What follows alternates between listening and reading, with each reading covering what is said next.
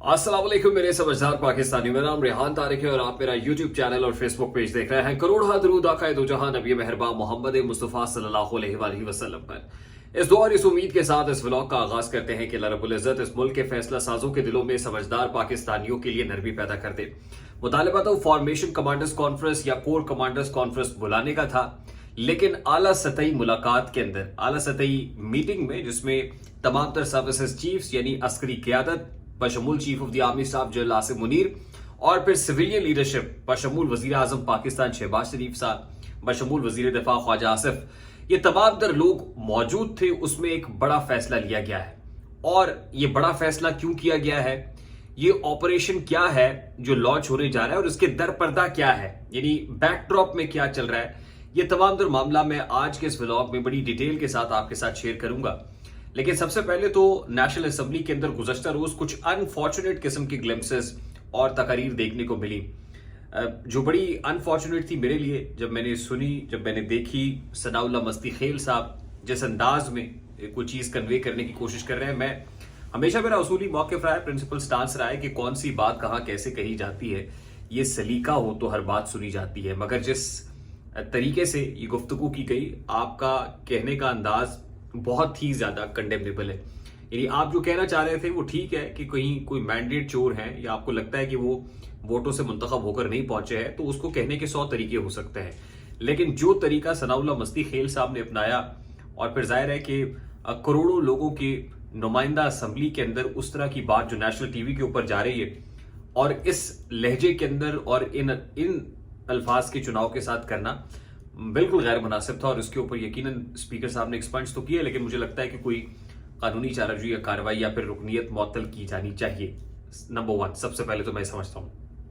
फिर दूसरी तकरीर मुस्तफ़ा कमाल साहब ने की, और मुस्तफ़ा कमाल साहब ने एक तजवीज़ दी। उन्होंने कह रहे कि अगर अवाम के पैसों से 78,000 अरब रुपए आपने वसूल करने का फैसला कर लिया है, यानी कि उनसे टैक्सेस की मद में आपने इतने पैसे देने हैं, मुल्क का कर्जा उतारना है, तो वाई नॉट स्टार्ट फ्रॉम अस।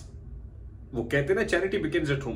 पहले तो सबसे पहले इशराफियों को पकड़े, यानी आसिफ अली जरदारी साहब ने जितने बिलावल हाउस बनाए हुए हैं जिन जिन जगहों पे, उनमें से कोई एक बिलावल हाउस अतिया कर दे। नवाज शरीफ साहब के पास जाती उमरा रायवेंड है, तो रायवेंड जाती उमरा अतिया कर दे। इमरान खान साहब के पास बनी गाला है, तो बनी गाला दे दे। फिर वो कहते हैं कि जो MNAs हैं, MPAs हैं, पार्लियामेंटेरियंस हैं, सेनेटर्स हैं, उनकी प्रॉपर्टी का 25% हिस्सा उनको कहिए कि अतिया कर दे। फिर बात यहीं तक खत्म नहीं होती, बल्कि जो सर्विंग जर्नैल हैं, हाजिर सर्विस है, रिटायर्ड हैं, उनको भी कहते हैं कि आप भी जरा 50-50 करोड़ रुपया निकालें और आवाम के लिए, यानी मुल्क और कौम के ऊपर निछावर कर दे, अतिया कर दे। और फिर मिल मिला के कोई 78,000 अरब तो आवाम से वसूल करना है, कोई 1,000 अरब जो है वो अशराफिया अगर निकाल के प्रेसिडेंट सेट कर दे कि हमने कर दिया अपने हिस्से का काम, बाकी आप करें, तो कितना मुनासिब अमल होगा। लेकिन वो कहते हैं ना कि बेअमल दिल हो तो जज्बात से क्या होता है, धरती बंजर हो तो बरसात से क्या होता है अमल लाजमी तकमील तमन्ना के लिए, वरना रंगीन ख्यालात से क्या होता है। तो मेरा ये ख्याल है कि ये सिर्फ एक ख्वाहिश हो सकती है या रंगीन ख्याल हो सकता है, इससे ज्यादा कुछ नहीं है। बीच में अल्ताफ हुसैन साहब की बात भी आई और उसके ऊपर मुस्तफ़ा कमाल साहब ने कहा जी बिल्कुल सबसे होना चाहिए। इसके ऊपर आप भी कमेंट करके बताइएगा कि प्रैक्टिकली ऐसा मुमकिन है या नहीं है, और अगर मुमकिन नहीं है तो इसकी राह में सबसे बड़ी रुकावट क्या है।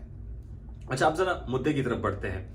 एक अहम इस्तीफा भी सामने आने वाला है। रिपोर्टेडली अफवाहें गर्म हैं, क्योंकि शहरियार आफरीदी साहब ने भी पार्लियामान के फ्लोर पर एक तकरीर की और बड़ी धुआंधार तकरीर थी, और उसके अंदर उन्होंने कहा कि जैसे जो कुछ सितम मुझ पर ढाए गए, मुझे गिरफ्तार किया गया, कई थानों में घुमाया गया, मेरी बीवी को लाते मारी गई, बेटी को जो है वो हरास किया गया, तो बहुत ज्यादा हमारी फैमिली बहुत सफर की है 9 मई के बाद से। वो कहते हैं कि मेरे टुकड़े टुकड़े भी कर दे तो पाकिस्तान जिंदाबाद और इमरान खान की आवाज सदा बुलंद होगी।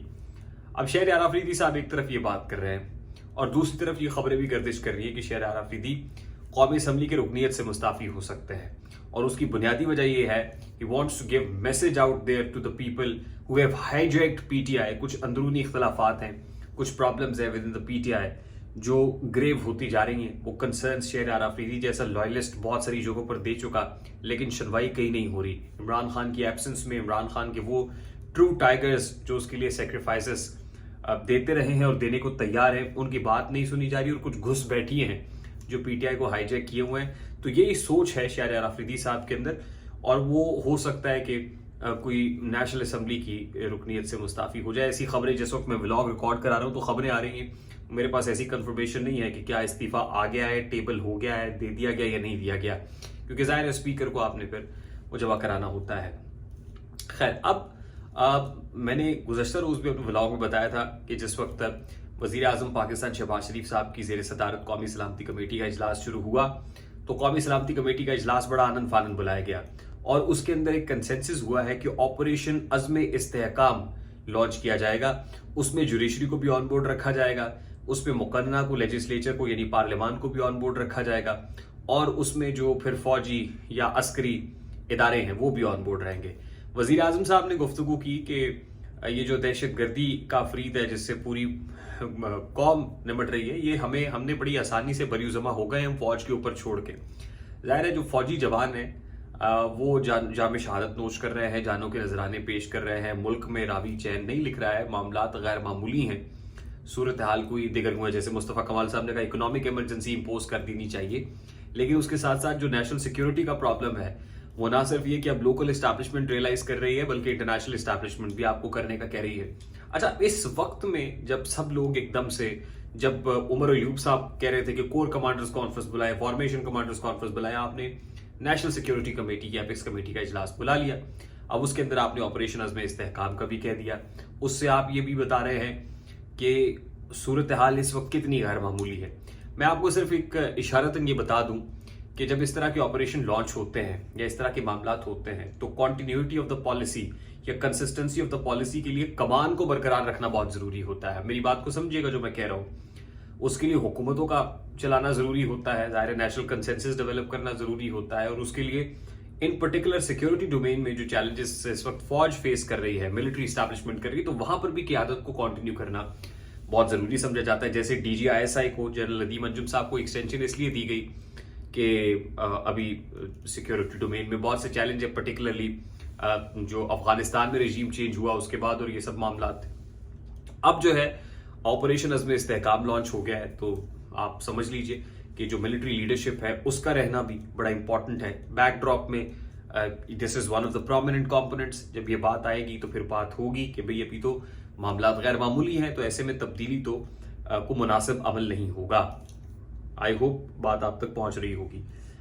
जो दूसरा इंपॉर्टेंट मैटर है वो कुछ अडयाला जेल में गिरफ्तारियों का भी है। खान साहब तो कर्नल की बात करते हैं, लेकिन कुछ रूमर्स ऐसी हैं कि मेजर भी सामने आ गए, और मेजर साहब ने 2 लोगों को गिरफ्तार भी करा दिया है, जिसमें जो एडिशनल सुपरिटेंडेंट है और असिस्टेंट सुपरिटेंडेंट है। डिप्टी सुपरिटेंडेंट अकरम नाम है और असिस्टेंट सुपरिटेंडेंट का नाम बिलाल है। और फिर कहा यह जा रहा है कि वो कहीं कुछ मुआवनत, कोई सहूलतकारी का काम कर रहे थे और उनको इस चक्कर में पकड़ लिया गया, धर लिया गया है। इस हवाले से I am still working on this story. जैसी ही चीज़ें सामने आएगी, सरफेस होंगी, इंशाल्लाह I will share with you, definitely share with you. I hope मेरी बात आप तक पहुंची होगी। अगर पहुंच जाए तो वीडियो को लाइक और शेयर करना मत भूलिएगा। चैनल पे नए तो चैनल को सब्सक्राइब कर लीजिएगा, बेल आइकन जरूर दबाइएगा। मुझे रेहान तारिक को इजाजत दीजिए, मैं बहुत सारा ख्याल रखिएगा। अस्सलाम वालेकुम।